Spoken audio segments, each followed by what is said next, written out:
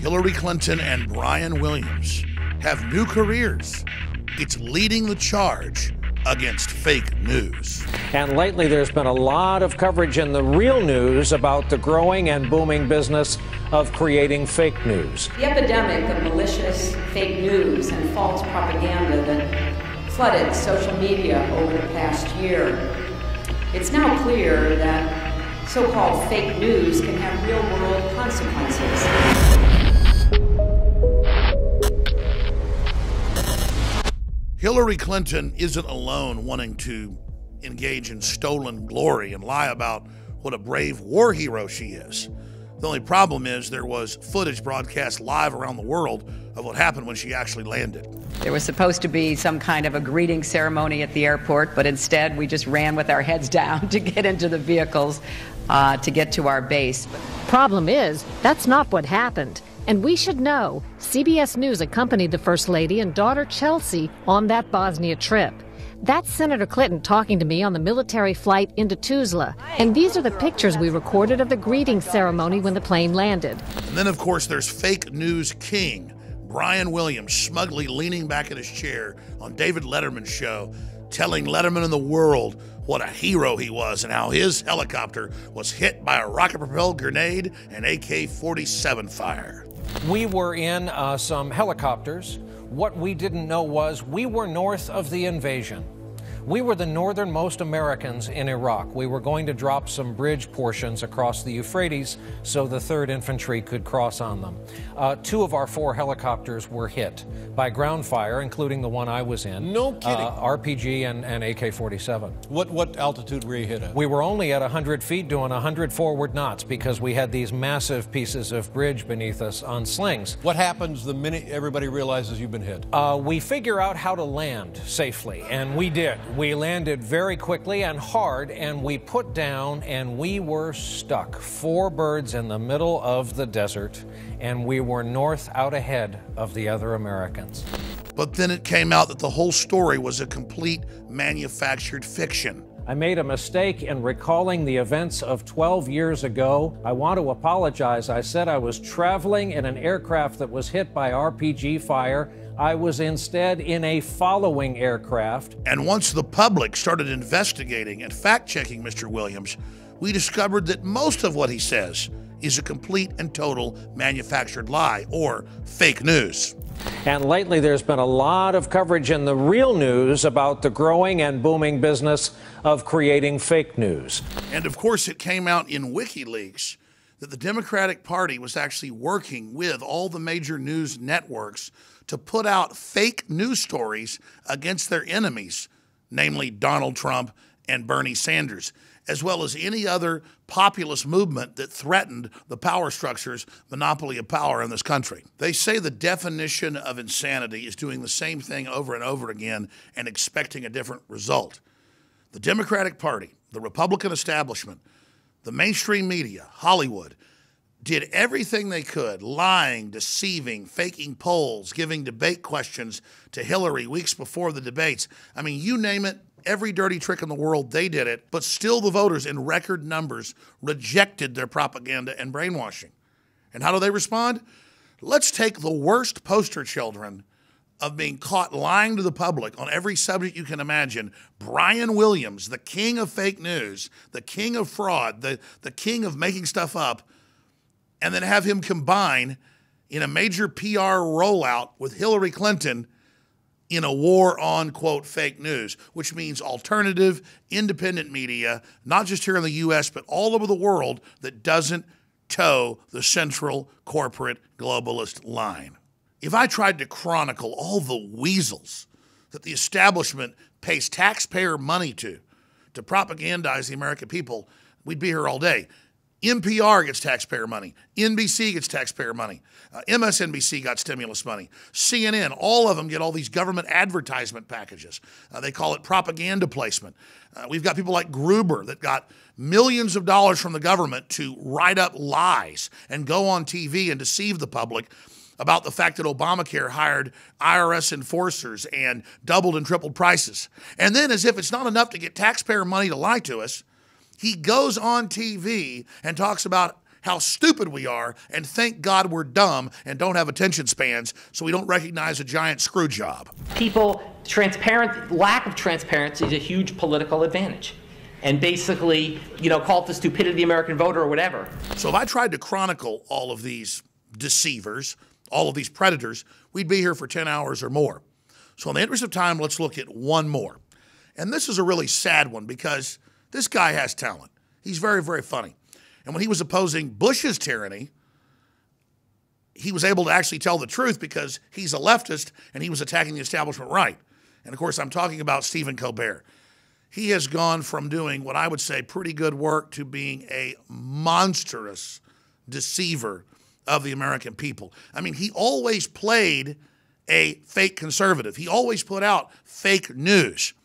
The very definition of what he now claims he's crusading against. And he does 15-minute news pieces attacking yours truly, WikiLeaks, twisting information, saying things we never said, and then telling us that we need to grow up.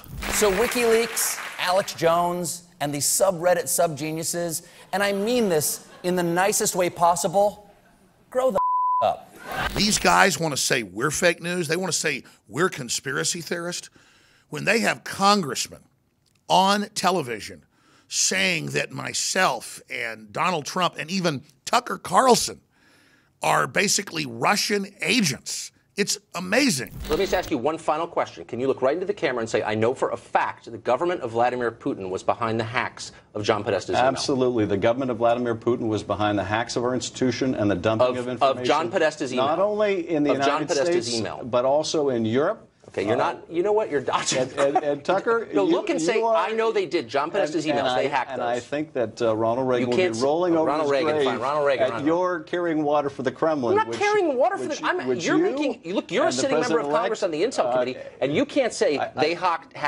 You're gonna have to move your show to RT Russian television because you know what? This That's is perfect. Just so this is perfectly beneath your placed. office because it's so dumb and you're being duplicitous. I'm asking you, did they hack Podesta's emails? And you can't say it. Like that, Tucker. You just said I was carrying. You said I was carrying water for Putin. That's pretty hilarious. When you essentially are an apologist for the Kremlin, that's what you're doing. I'm going to one last time, Congressman. Look into the camera and say they hacked John Podesta's emails. We know for a fact that Putin's government did that. You can't, and you know you can't, and you're hiding Tucker, behind weasel words. I just said that the say they hacked John Podesta's emails. Russians. I'm not going to be specific as. Oh, because you don't know it. That's why. All right, done. One. So as usual, what they're saying is upside down or the inverse. They're claiming that foreign intelligence agencies are running the liberty movement that's been around for 50 years or longer. It's like saying Barry Goldwater's a Russian agent or Ron Paul or myself. Donald Trump just stepped in at the crest of that to really take it to the next level, understanding that there is a tide in the affairs of men when taken at the flood leads on to fortune, to quote Shakespeare's Julius Caesar. And now we have the CIA getting it legalized to operate domestically and now getting the funding to go out and set up the NGOs and actually command the social justice warriors at the colleges, high schools, newspapers, and other levels. I mean, this is so authoritarian, so treasonous, so unconstitutional, but it's the last gasp of authoritarians that thought they would really dominate America and turn it into their workhorse slave to bring in their world government. Well, since I'm quoting a lot of historical points, both fiction and nonfiction, here's one from fiction. The best laid plans of mice and men often go astray. Or to quote my favorite quote of all time by Mark Twain, in the beginning, a patriot's a scarce man, hated, feared, and scorned. But in time, when his cause succeeds, the timid join him, because then it costs nothing to be a patriot. And we're entering the season of the patriot. We've seen the patriots fight against the globalist takeover for 50 plus years. They were the winter warriors. They were the winter patriots. And now, in the season of the summer patriot, do you think you little tyrants have any chance selling your intellectual poison when all we're doing is promoting free will and an open society? Good luck. Now, the good news is the Washington Post recently had to come out and admit, okay, we're wrong about the fake news list. No one can really define that unless it's an open satire site.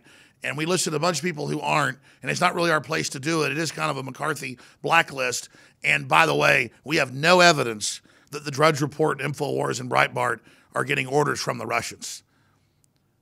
Well, that's because when you actually study WikiLeaks, it's Hillary that got $35 million from them, and Hillary that met with Putin in secret. No media outlet, whether independent or establishment's ever shown ties to Trump, myself, or others to Putin. This is a joke. We're as Americana as it gets. In closing, I want to break down some information that's so ominous, that's so over the top, I have trouble personally even believing this is happening. The European Union last Monday came out and said you have 24 hours, U.S.-based sites, Google, Twitter, Reddit, Facebook, hundreds were listed, to block what we call fake news. And the EU is using the list that the Washington Post admits is totally fake, and they won't even say where they got it.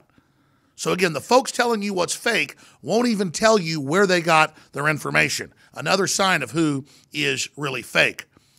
But I want to close out here with the fact that since that happened on Facebook and on Reddit and on many other big platforms, Infowars.com is now being blocked. Our videos, our articles, you name it. And ladies and gentlemen, whether you love Infowars or hate it, if we are able to be restricted and shut down and governed and cut back now, it will happen to you in the near future.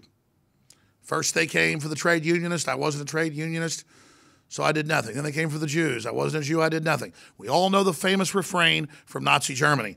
Then when they came from me, there was no one left.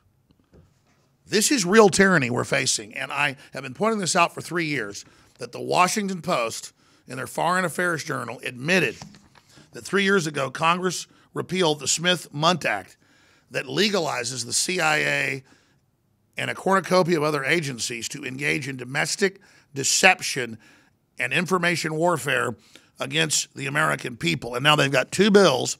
One has passed the House that will openly allow the CIA to operate against the American people by interfacing and creating new news services. So they've already legalized this happening. Now they want the billions of dollars of funding to do it, and we're going to put that legislation on screen. This is serious, serious authoritarianism. But the good news is this is only being done. They're only taking the gloves off and admitting they want to openly censor us because we are absolutely devastating them. That's why Hillary, 3 months ago, said that I was such a dark heart and a horrible person. Just on Thursday of this week, she came out and said we need government, we need corporations and others to basically go after the, quote, fake news, which she has defined as the alt-right. The epidemic of malicious fake news and false propaganda that flooded social media over the past year, it's now clear that so-called fake news can have real-world consequences. It's a danger that must be addressed, and addressed quickly. Bipartisan legislation is making its way through Congress to boost the government's response to foreign propaganda, and Silicon Valley is starting to grapple with the challenge and threat of fake news. It's imperative that leaders in both the private sector and the public sector step up to protect our democracy and innocent lives. The legislation establishes a new office or new bureaucracy inside the State Department titled Countering Disinformation and Propaganda Act. Legislation designed to help American allies counter foreign government propaganda from Russia, China, and other nations. So they also want to get foreign governments ganging up on the American people. They say it will improve the ability of the United States, that means the big corporations that have hijacked us, to counter foreign propaganda and disinformation by establishing an interagency center housed at the State Department to coordinate and synchronize counter-propaganda efforts throughout the United States government. So we caught the Democrats and Soros and others and foreign banks running our media, coordinating. So it was a big bombshell.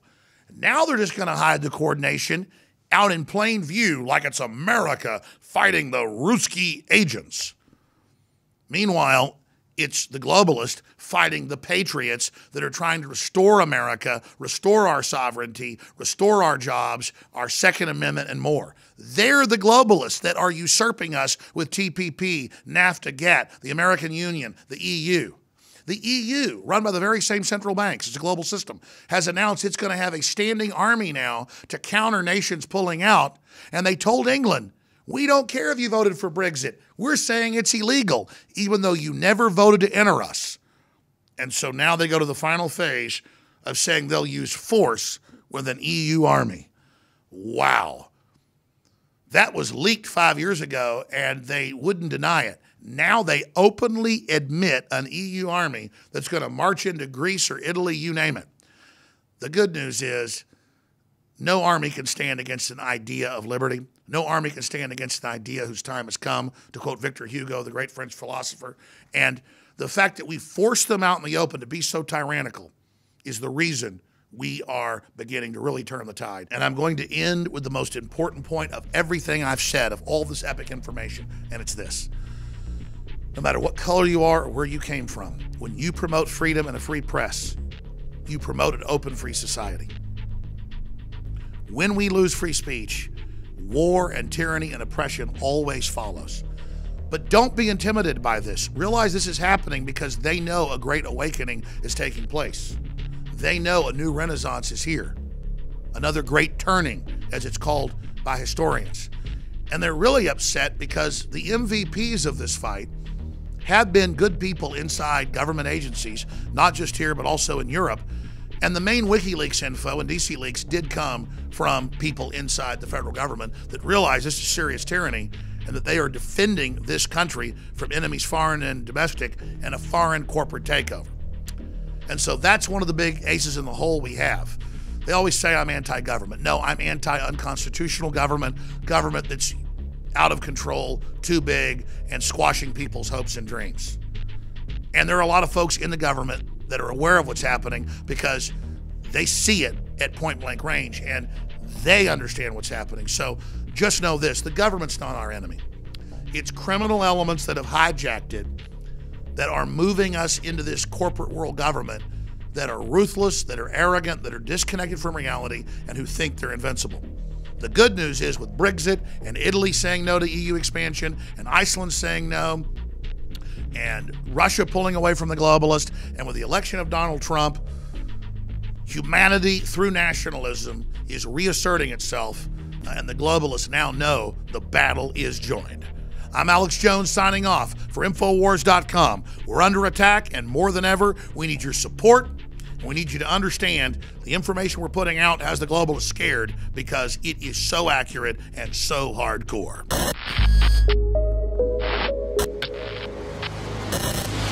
My fellow InfoWarriors, I am very excited to be able to announce to you the introduction at InfoWarsLife.com of a new way to save time and money when you stock up on InfoWars Life formulations like Survival Shield X2 and Super Male Vitality. Just go to InfoWarsLife.com today, select your favorite product, click on Auto Ship before adding to cart, and choose how often you want us to send you another order. Every time you choose Auto Ship at InfoWarsLife.com, you get 10% off and you won't have to worry about running out and having to reorder next time. And of course, you can cancel with one click anytime. As you know, I'm all about the idea of a 360 win, and the new auto ship feature at InfoWarsLife.com is a sure win for everybody. A win for liberty, a win for health, and a win when it comes to big savings. Visit InfoWarsLife.com today and save 10% on your next InfoWars Life order by selecting auto ship at checkout. That's InfoWarsLife.com or call 888-253-3139.